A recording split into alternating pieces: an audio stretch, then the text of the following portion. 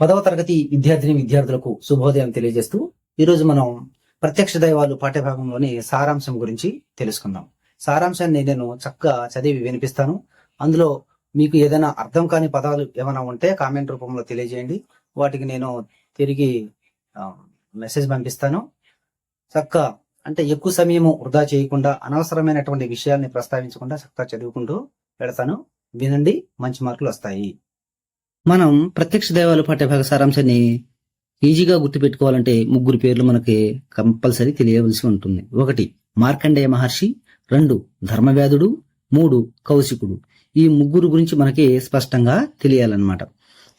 ఎందుకంటే ఈ 3తోనే ఈ యొక్క సారాంశం మొత్తం కూడా వివరించబడుతుంది. ఇందులో చూసినట్లయితే ఎర్రన మహాశయుడు మహాభారతం అరణ్యపురంలో ప్రత్యక్ష దైవాలైన తల్లిదండ్రుల గురించి వ్రాశాడు. మార్కండేయ మహర్షి వద్ద కౌశికుని విద్యాభ్యాసం ముగిసినట్లు గురువు అయినటువంటి మార్కండేయ మహర్షి ప్రకటించాడు.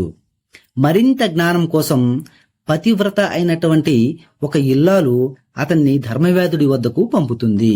కౌశికుడు ధర్మవ్యాధుడిని కలుస్తాడు.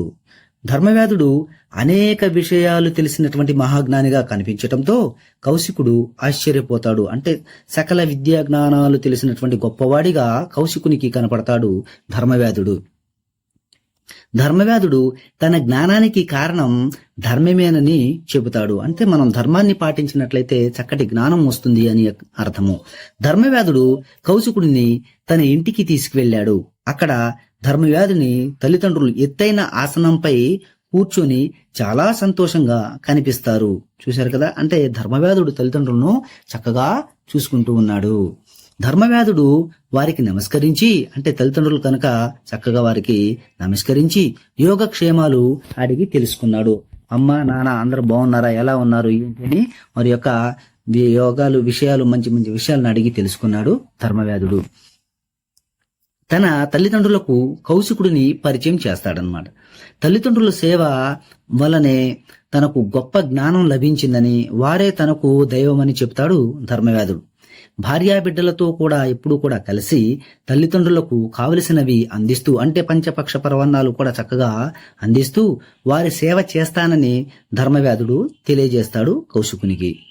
అప్పుడు ధర్మవ్యాధుడు తల్లిదండ్రుల సేవ వల్ల అనేక కార్యాలు చేసినటువంటి ఫలితం లభిస్తుందని చెబుతాడు. ఈ లోకంలోనంట పుణ్యాన్ని కోరేటువంటి గృహస్థుడు ఎలా ఉండాలి?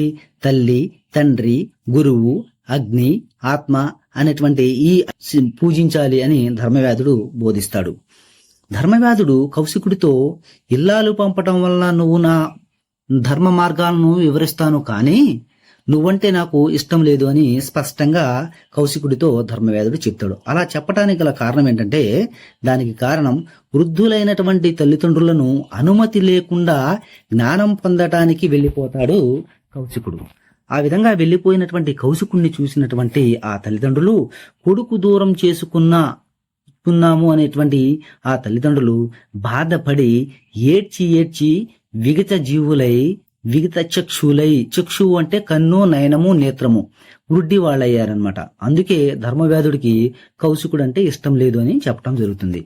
ధర్మవ్యాధుడు చెప్పిన మాటలు అంట కౌశికుడికి నచ్చాయి. అంటే ఏ విధంగా ఉంటే మీరు ఇంత సర్వజ్ఞానాన్ని సంపాదించాలని వచ్చారు కదా, కానీ అసలైన జ్ఞానం ఎక్కడ ఉందయా అంటే తల్లిదండ్రులను సేవించటంలోనే ఉంది అని చెప్పేసి ధర్మవ్యాధుడు చెప్తాడనమాట. అటువంటి విషయాలు నచ్చినటువంటి కౌశికుడు ధర్మవ్యాధుని స్నేహం దొరకటం తనకు చాలా అదృష్టమని చెప్పి సంతోషంతో ధర్మవ్యాధుడిని పొగిడి, ఇక నుంచి నేను కూడాను నా తల్లిదండ్రులను సేవించి తరిస్తానని చెప్పి కౌశికుడు తన గృహమునకు వెళ్లిపోయాడు. విన్నారు కదా విద్యార్థులారా, నేను చెప్పినటువంటి ఈ యొక్క విషయం మీకు నచ్చినట్లయితే నా యొక్క యూట్యూబ్ ఛానల్ అయినటువంటి తెలుగు నిధి 99 ఛానల్ని లైక్ చేయండి, షేర్ చేయండి మరియు సబ్స్క్రైబ్ చేస్తారని ఆశిస్తూ అందరికి కూడా ధన్యవాదములు.